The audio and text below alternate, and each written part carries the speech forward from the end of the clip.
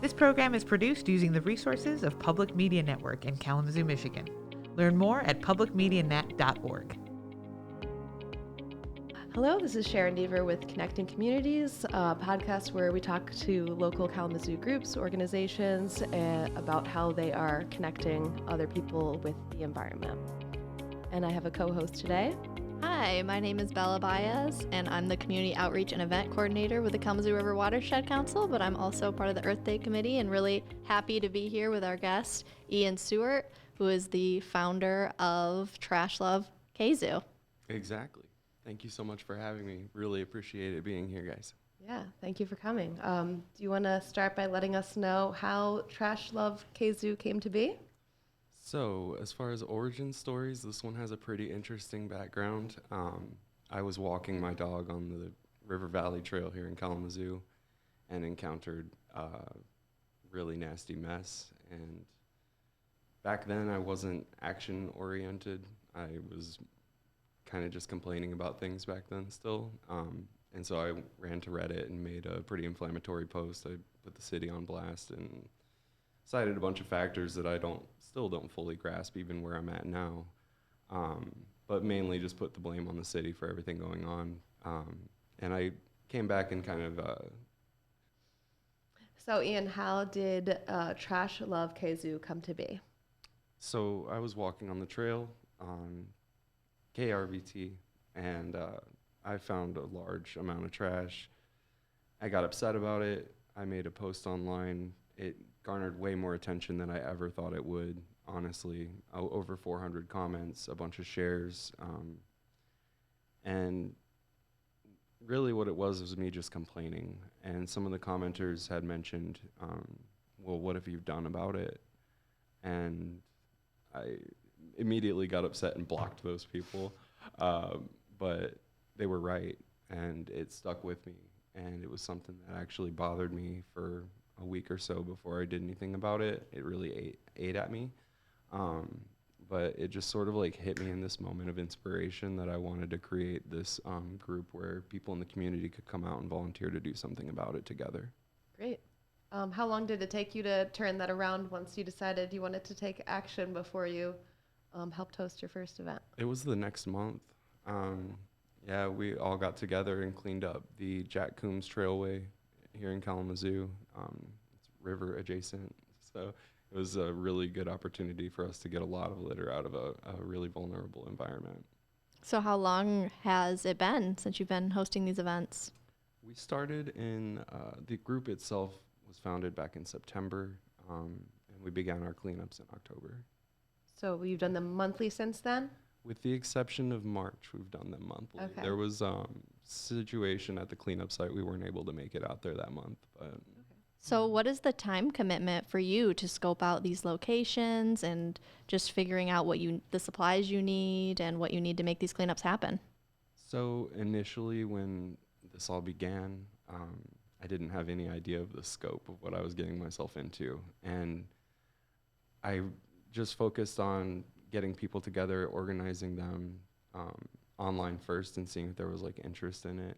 And once I found out there was a lot of interest in it, that's when I like really started hoofing it and going around town and finding these spots that had trash. And sadly, they're visible from your car anywhere in Kalamazoo, especially in the downtown area, anywhere along our major throughways and highways and stuff like that too. So unfortunately, scouting these locations is the easiest part of what I do. What kind of help have you had from the community as far as supplies or different things to get these more and more successful? So as far as help, there's so many different shout outs I need to give right off the top. The first one is Bella from the River Watershed Council sitting here with us today.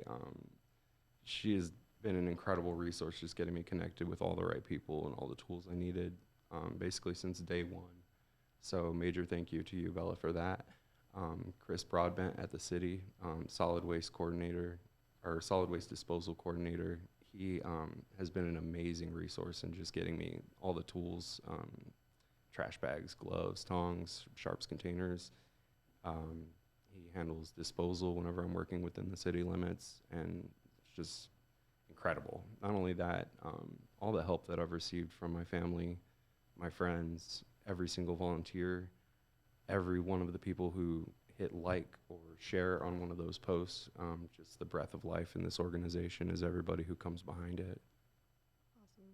And about how many people do you think have showed up since you started? So I really wish I started tracking that back then, now that I think of it. If I had to guess, probably about 50 or so different individuals who've come out, amongst which there's been a few who have made every single cleanup. A really good friend of mine, Jeff, he's literally made every single cleanup since I started this. And yeah, just the community coming behind it and showing that level of support is incredible. Awesome. Do you have any scope of vision of what you want to see happening moving forward, or just keeping going once a month and continuing because the need is there? So yes, you stole the words right out of my mouth. The need is there. If I wasn't working full time currently in my job, and I could devote my full energy to this, we would be doing cleanups every week. And eventually, I really hope to see TrashLoveKzoo get to that point where we do cleanups every single week. Because yeah, the trash isn't going to go anywhere unless we do something about it. Have you had any costs associated with this organization? And if so, how have you footed the bill? So, yes, there have been some costs. Namely, like trash tongs and bags and stuff. Before I really got connected with the right people at the city, and yourself as well, you've come through for me at a cleanup whenever I didn't have enough supplies. You like showed up in a pinch with them. So just having those sort of resources helps, but the out-of-pocket, it hits. I've rented trucks from Menards to haul trash. I've borrowed families' trucks. I owe them favors. But really, yeah, it hasn't cost me anything that I wouldn't gladly give double, you know? Like, I really believe in this. I would gladly give my whole paycheck if it could mean I could double my trash picking capabilities, you know? Yeah. How do you notice people when they attend your events? Do they seem like they're having fun? Do they seem grossed out? What is the general reception? Are people just happy to be together, cleaning up? So yeah, talking about that, it is really interesting to see the way people react to the situation when they walk into it, because a lot of times they've only seen the photos that I post to social media, and there's a different dimension to it when you actually walk into those areas and you're surrounded by it, and there's a smell associated with it even. I think they're taken aback, honestly. I think they're surprised by the scale of what we're dealing with. Nobody's run away yet. But yeah, I think they have fun once they really get out there and start working together. It's interesting watching the way that different groups of people like click up and just kind of get to know each other, total strangers from the internet, just becoming like fast friends. So it's been really beautiful to watch.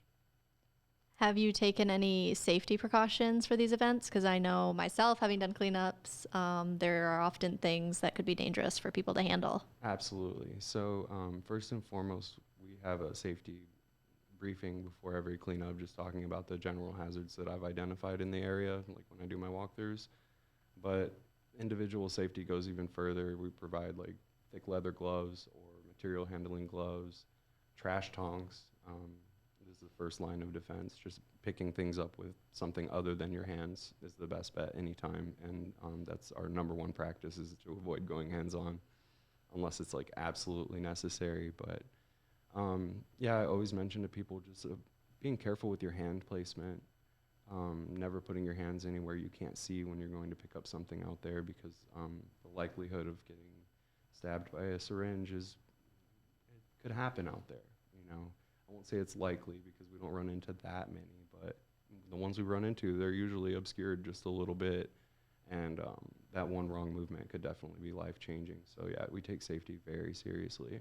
Yeah, I mean, I remember a cleanup I was at with you, and we were hauling that carpet, that like old carpet, and didn't see a needle, and it was like inches away from touching your hand, which could have been really bad. I just referenced that incident the other day at Gull Road Cleanup, and I was talking about that and mentioning to someone that we should be more careful when we're moving things because of that incident. So a lot of it is learning as you go. I before I started doing this, I didn't have any like formal litter picking training, but the on-the-job training has been intense.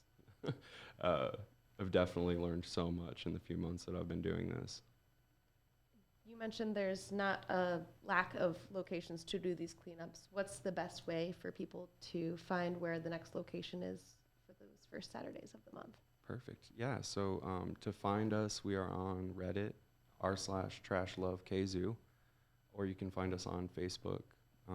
Our group is TrashLoveKzoo, and we post cleanup updates, locations, general info there. But you can also send me a direct message on either one of those platforms, get added into the text list.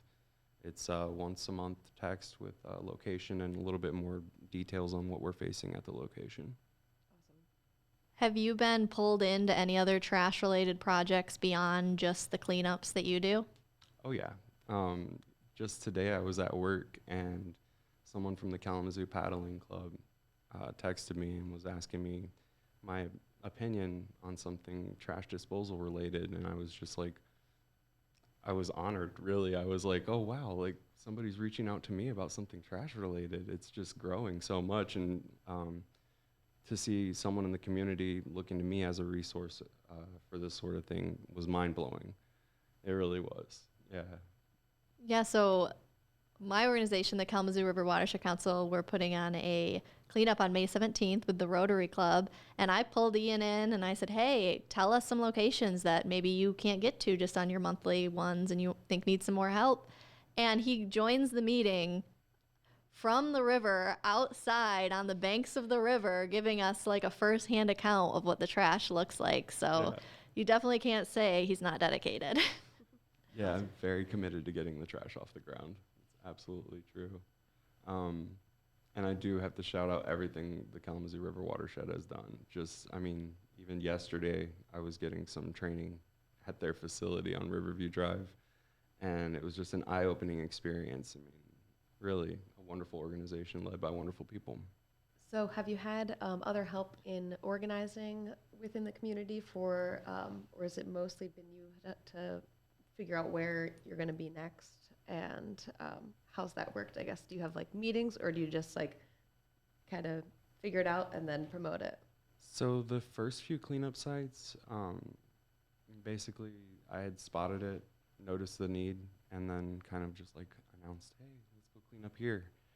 And then I actually asked Jeff, who we were speaking about earlier, if he had any ideas in mind, and he picked this stretch of the river trail right behind the Watershed Council's building there on Riverview.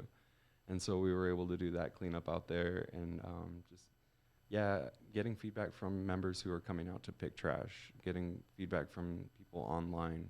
Those have been the greatest resources to find the next spot. Definitely. I got myself in a little bit deep here on Gull Road. Mm-hmm. That cleanup spot's going to probably require most of my spring and summertime activities, but there's nothing I would rather be doing. And every single time we go out there and we get literal tons of trash out, it makes a difference. They can't replace it as quick as I can take it out. And that's just the way I have to look at it. Even if some of that trash comes back, not all of it's coming back.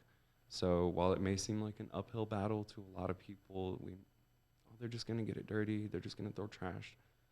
That's not the right attitude. I think it's like what we can do to make it better that counts. Definitely.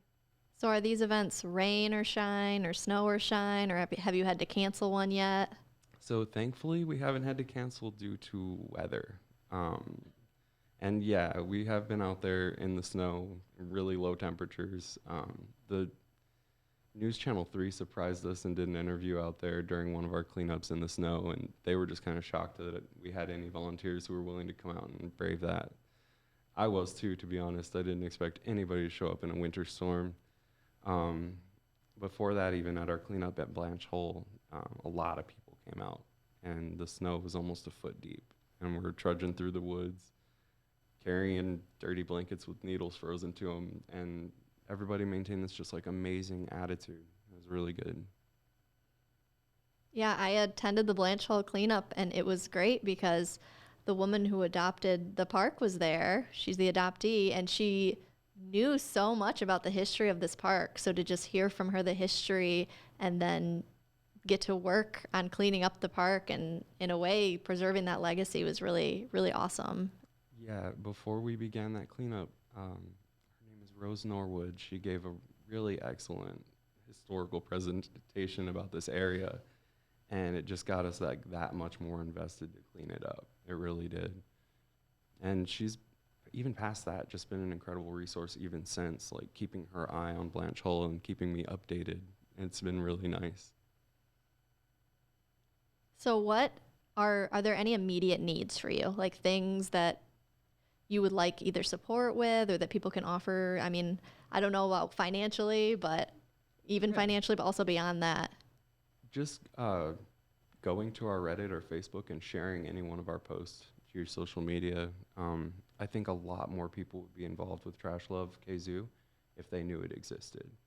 And I get people almost on a daily basis texting me and asking to join the text list. And they're finding it online. They're just seeing it randomly, but that word of mouth, like hitting that share button on that post, it does more for us than anything. Past that, other needs that we would have, just volunteers, just coming out to these cleanups, just being there, showing support in person. That goes far beyond anything else I could ever ask for. And we know it's the first Saturday of the month. What is the time commitment? Do people pop in and out, or is there like a planned set beginning and end time usually? So yeah, the first Saturday of every month, it's between 10 a.m. and 2 p.m. And there's no commitment. You can drop in for as long as you feel like staying. If you get out there and it's like, this is way past what I thought it was going to be, you can immediately leave, or you can stay the full 4 hours. You know, I want to meet people where they're at in terms of ability too. I don't ever want to have people coming out and doing more than they're physically capable of doing. I always want to remind people to like pick within their limits. That tire that's frozen into the ground, if you've got a back problem or anything going on, you probably shouldn't be pulling that alone, you know. Just those sort of considerations, you know, stuff like that. Do you have any sort of policy on children attending? So there's no like set in stone policy. I did have interest from a local youth group that wanted to send children out to do cleanups with us, but unfortunately, like due to the nature and the areas that we're at, I didn't think it was a good idea. I still don't think it's a good idea, really, honestly, just because it's so hazardous out there, and just I don't think I could live with myself if a child got injured at one of the cleanups. I would just encourage the listeners in any form, in any capacity, if they're not able to join one of our cleanups, if they're not able to join one of the other numerous environmental advocacy organizations here in Kalamazoo's cleanups, just if you see some litter, just pick it up. If you're walking to your car at Meyer and you see some litter, think of TrashLoveKzoo and pick that up. That would be my ask of listeners who weren't able to like physically make it out to my cleanups, you know. Yeah. Did you ever picture this for yourself, like a couple of years ago, that you'd be leading this big initiative with all these people and organizations behind you supporting you?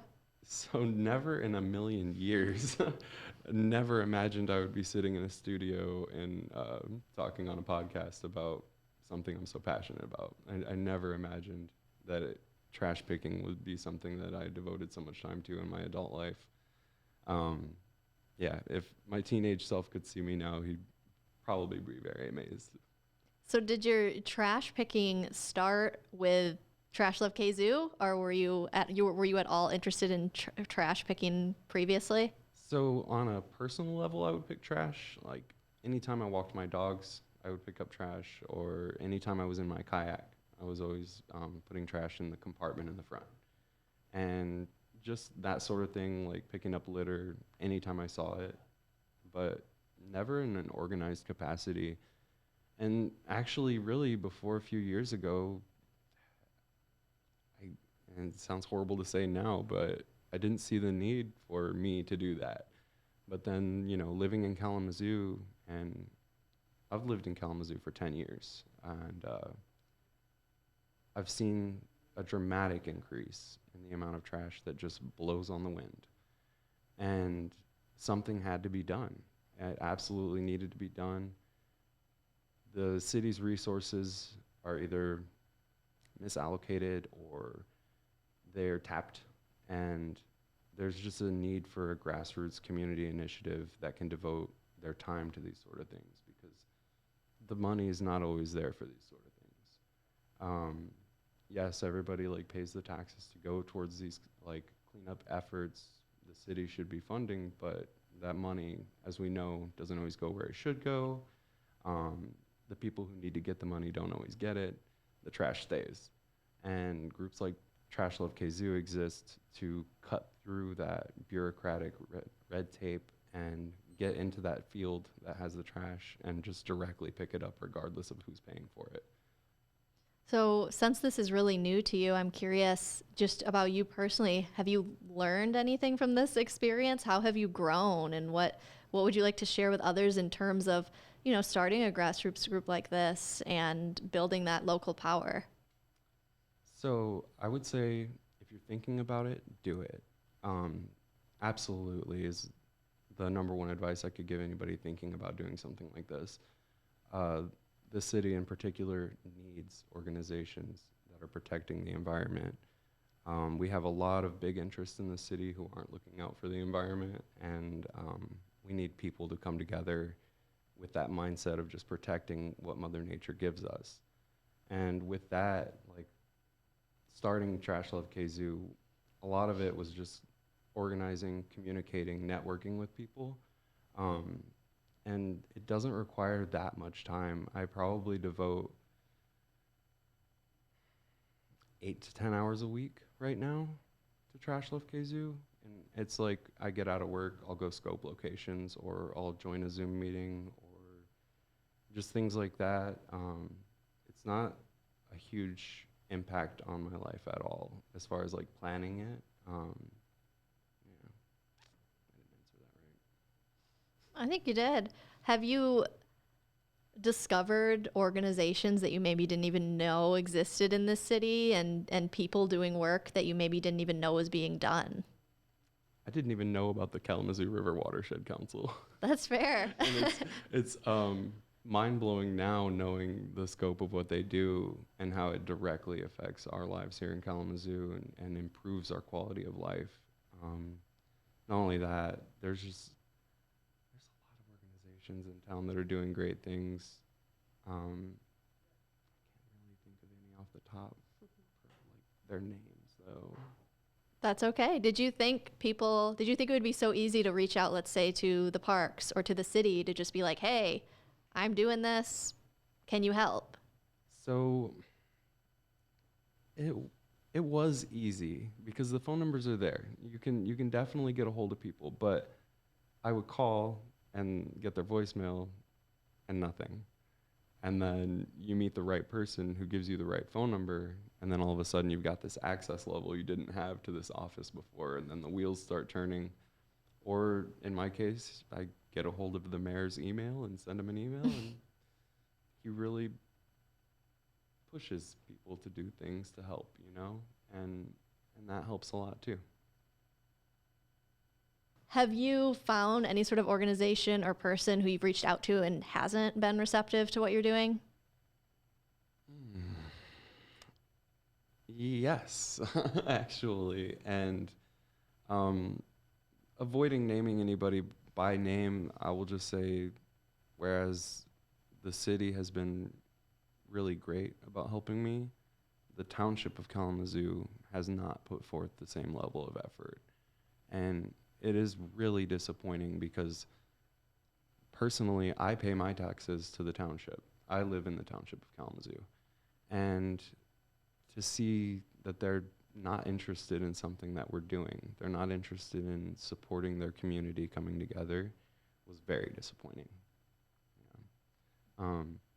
I really hope that can change, but I'm honestly prepared with alternative solutions for that problem. With them not helping, I have a local business, Mulder's Advanced Recycling on Ravine Road, is stepping up to donate a dumpster to my cleanup effort because I couldn't get any help with disposal from the township. And it feels negative to even bringing that up about the township, but at the same time, like if people don't know that the township isn't supporting this, then they can't apply that pressure. And really what needs to happen is people do need to apply pressure to the township manager so that he does believe in this and he does help it, you know. Yeah, I mean, the county is in charge of the Kalamazoo River Valley Trail, so the parks, the city don't really have any say over that trail. And from what I'm hearing from you, it seems like that's a pretty big area of the trash you're finding. Exactly. Yeah, and I really do need to branch out and talk to the county more.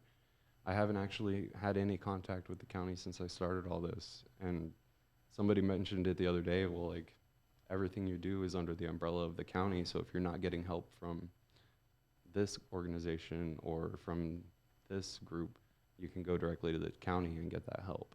And just hearing someone say that the other day, I was like, wow, like I'm months into this and I hadn't even considered asking the county to help me out at all. So it is definitely something that's going to be coming in. Like, if you're listening, county, I'm coming for you. You're going to get the ask. Hopefully you find support there. I really hope so too. Yeah, I really hope so. I believe that the county is going to, once they hear about what we're doing, they're going to believe in it and they're going to want to support it the way that the city has. Has any of this changed your perspective on any of these organizations of the city, on the city of Kalamazoo itself?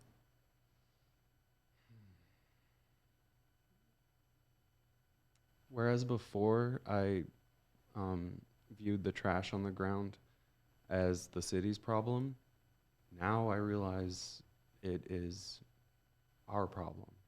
It's not just the city, it's literally every single person who lives here. That's our issue. And a lot of the anger in my initial internet post on social media about this situation, that trash that I found on the trail that day, a lot of that anger in that post was misguided and misdirected. I was like angry at the city for not doing enough, but it's like those commenters pointed out, I could be doing something, and I'm already there. Like, if I had my phone to take a picture of it, it means I was standing right there in front of it and I left it there. And it's something I vowed to never do again after that day. Like, if I take a picture of trash, I'm coming for it. What would you say challenges that you've come across? Do you have any big challenges that have made it harder to make this even more successful for what you want to see? So the only real barriers to the group's growth right now are, I would say, volunteer participation. Like, if we had a bigger group of people coming out every month, we could make a collectively larger impact, of course. But also financial resources, just realizing like I can get trash tongs and gloves and stuff for free, but then like there's other things that come along with starting a large scale cleanup operation, like a means of transporting all of those supplies to a cleanup site, or means of hauling trash if the township won't come out and help me pick it up. Just stuff like that. I mean, yeah, I think I pretty much have like all the basic supplies covered. But yeah, like a wheelbarrow would be really nice, because sometimes when we're lifting super heavy bags, which is another topic entirely, heavy bags, I really don't like heavy bags. But yeah, wheelbarrows would come in handy. Like, yeah. So can I kind of like flip the script on you real quick and kind of ask? Sure. I want to ask, because you've been to the cleanup as a volunteer. Yeah. And showing up at that cleanup and not knowing what you were really getting into, like you had perceptions of what it may have been like, but I'm curious, like, what was your personal experience being a volunteer for TrashLoveKzoo? I thought it was great. All of the people were so friendly. I finally got to meet you in person, which was awesome. You just spend so much time with people. My experience, I've been cleaning up trash for several years now, and I feel like once you're getting dirty with people, you're really starting to build that connection. And I think that's what community is all about, is being together, doing the work that needs to be done together for everybody's benefit. And you feel that. You feel empowered. You feel like you found your people. And I've never left a cleanup not feeling better than when I walked into it.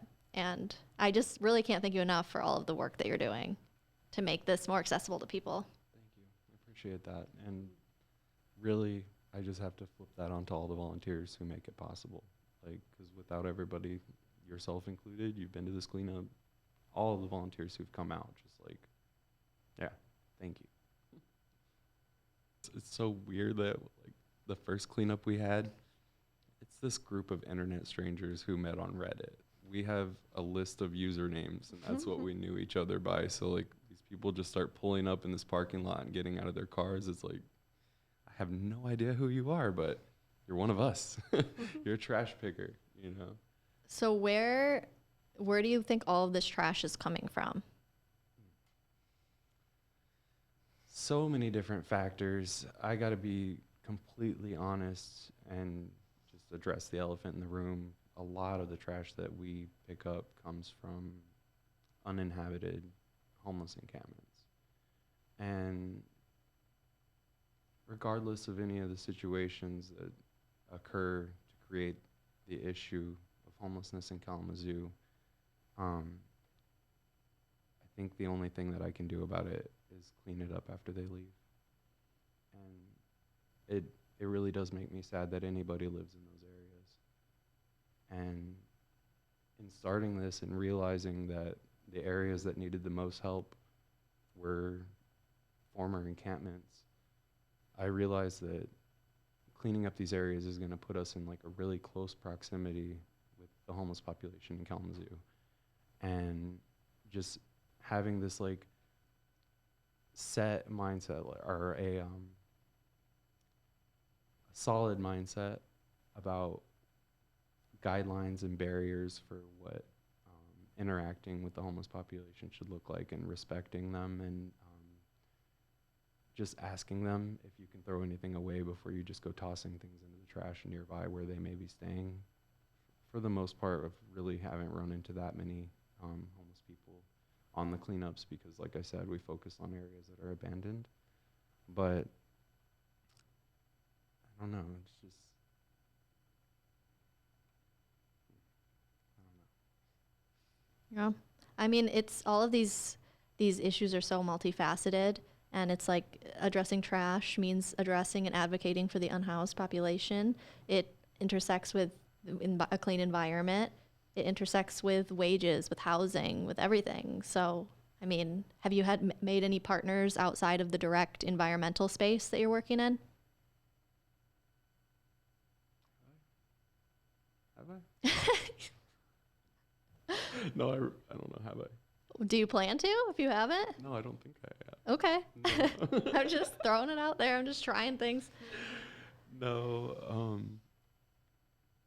addressing like the actual root cause of all the trash on the ground, like going back to your question though, I think a lot more of it comes from people just driving down the road and flipping trash out the window than what comes from the homeless population here in town.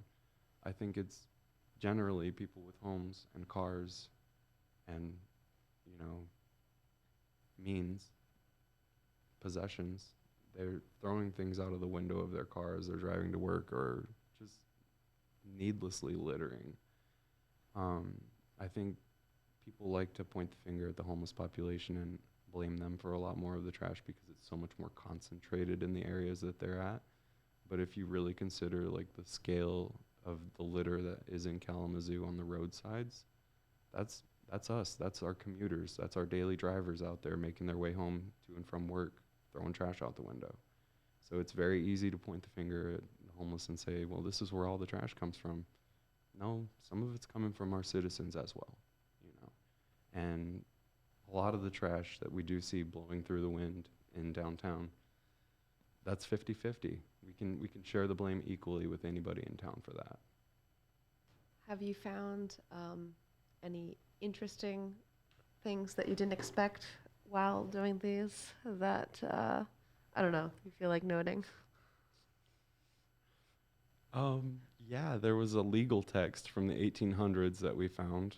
That was very interesting. And if it hadn't been like completely destroyed by the snow, somebody probably would have kept it because it's a pretty cool book.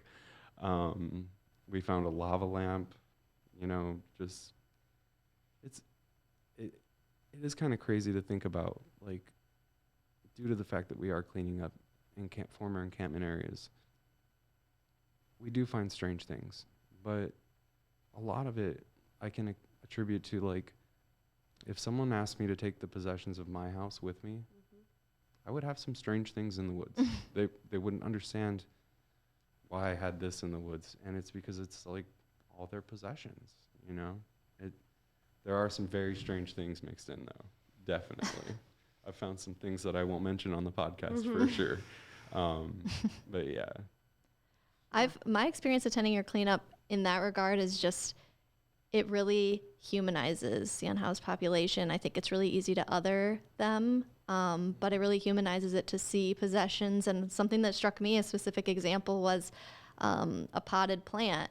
And just to think about that desire that we all have as humans to want to decorate our house, even if our house is, I think in this location it was that big square in the woods, and Right. That's just a human desire, and it just really moved me to see that.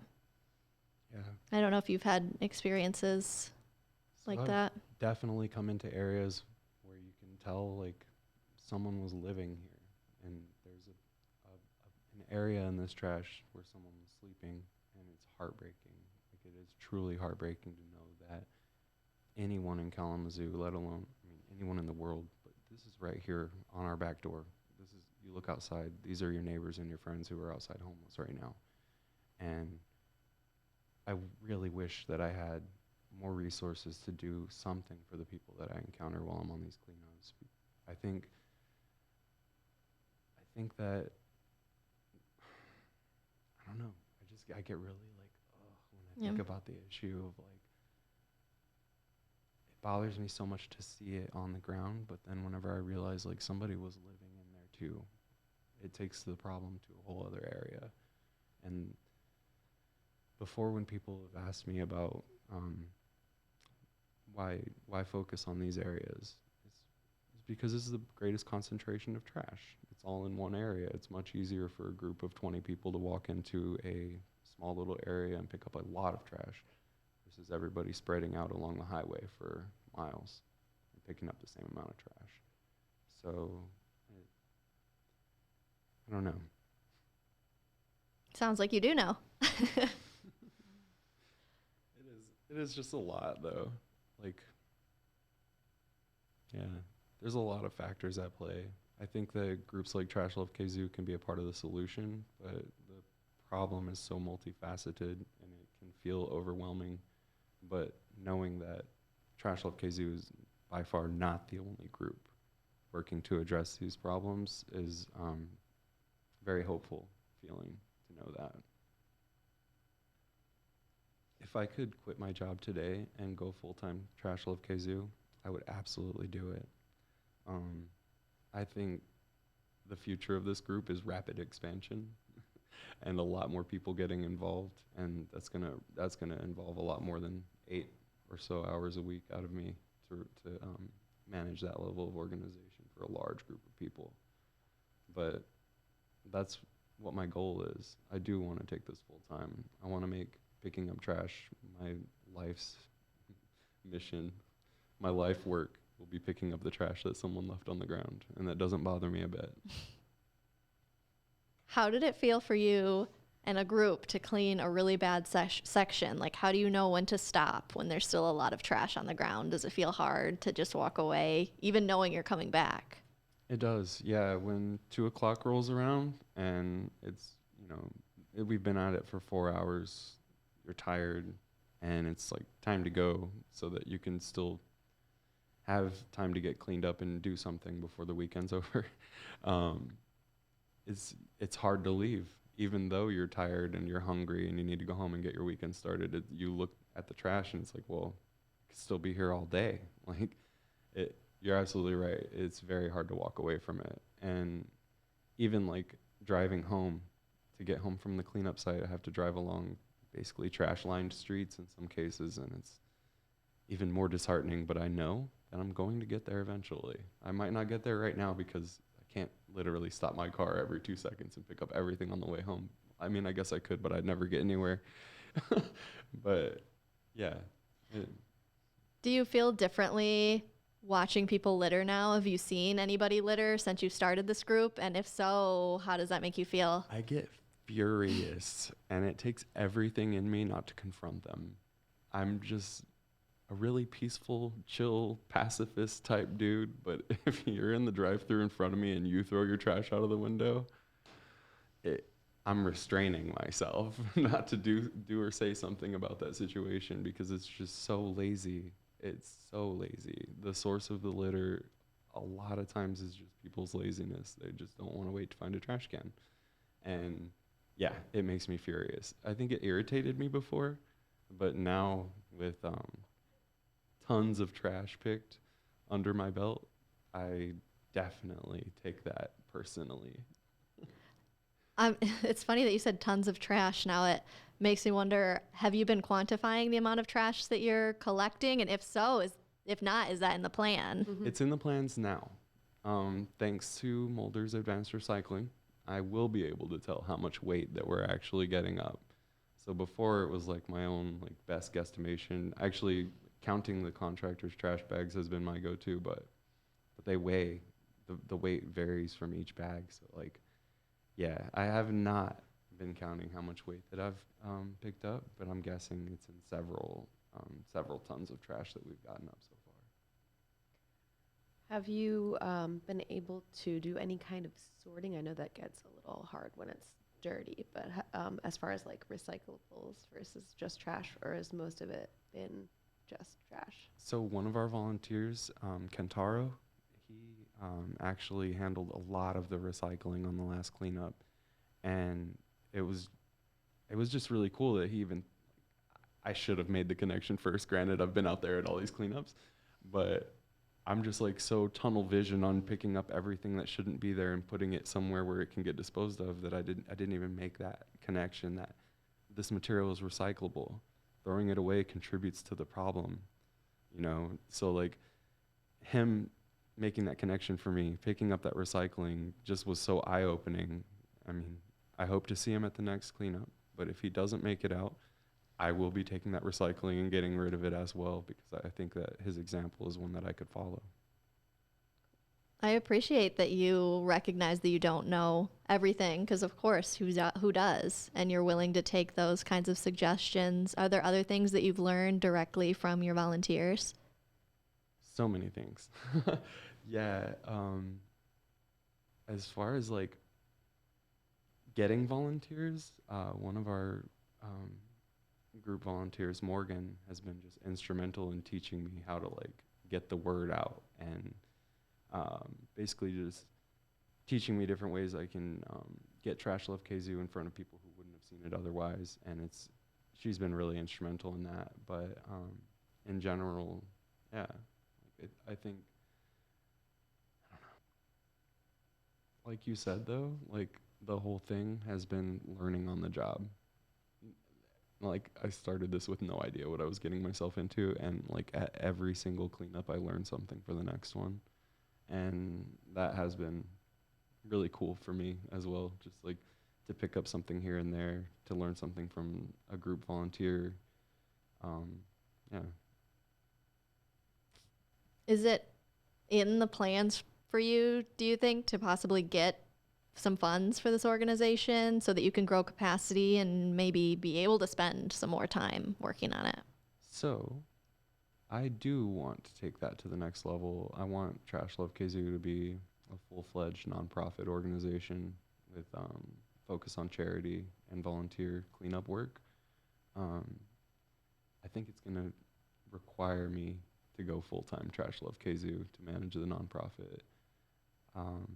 In addition to the funds that it would take to start it, I do feel like it's like a big time investment that if I wasn't giving it my like full time, it wouldn't be everything it deserved.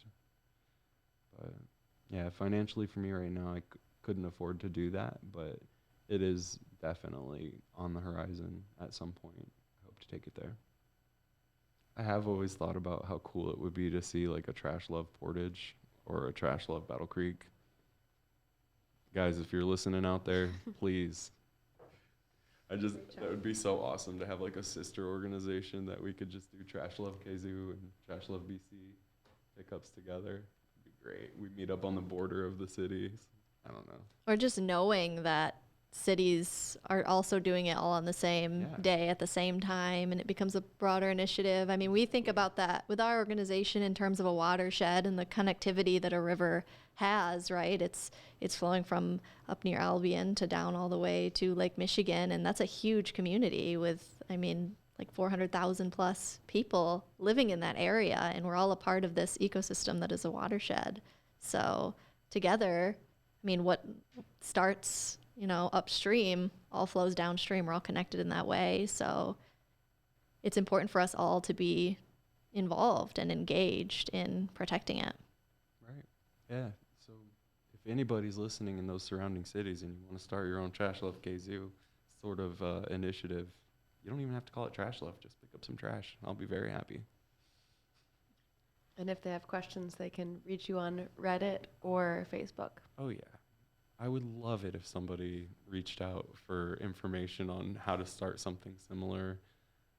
That would make my little heart so happy, guys. Please reach out to me to start your own thing, and I'll get you in contact with Bella. Well, you heard it here, guys. If you see some trash, pick it up and make less work for Ian and his volunteers. And Ian, it was really great to have you and to learn about your organization and what we can all do to be a part of the solution. So check them out on Facebook and Reddit. And yeah, have a good night. Thank you guys for having me. Thanks.